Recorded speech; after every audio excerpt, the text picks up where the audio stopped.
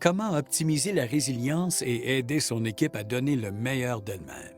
Pour bâtir une équipe résiliente, il faut analyser l'équipe actuelle, faire l'inventaire des qualités qui témoignent de sa résilience et la responsabiliser davantage en instaurant des habitudes qui la rendent encore plus résiliente et qui soudent ses membres. Voici une liste de points caractéristiques des équipes résilientes. Elles croient en leur capacité collective.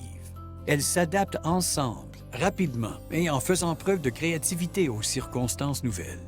Elles entretiennent un climat de confiance et de sécurité. Elles adoptent une approche collective de la tâche à accomplir. Leur priorité est de trouver les bonnes solutions. Toutes les organisations font inévitablement face à des difficultés. Pour maintenir un taux de performance élevé, elles se doivent de bâtir des équipes résilientes. Les atouts des équipes résilientes sont particulièrement notables dans les milieux de travail où les enjeux sont élevés. L'équipe s'adapte aux changements et met en place de nouvelles façons de travailler pour faire face à des réalités nouvelles.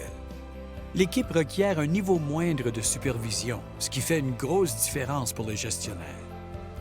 Lorsqu'ils vivent une déception, le peu de temps qu'il leur faut pour effacer ce sentiment d'échec et se remettre au travail en dit long sur leur résilience. La vie n'est pas toujours rose. Les membres des équipes résilientes savent généralement comment se motiver les uns les autres et comment rester concentrés. Les personnes qui font partie d'équipes résilientes acceptent les idées qui ne sont pas nécessairement les leurs, surtout si elles constatent qu'il s'agit de la meilleure décision possible pour l'équipe, l'organisation et ses objectifs.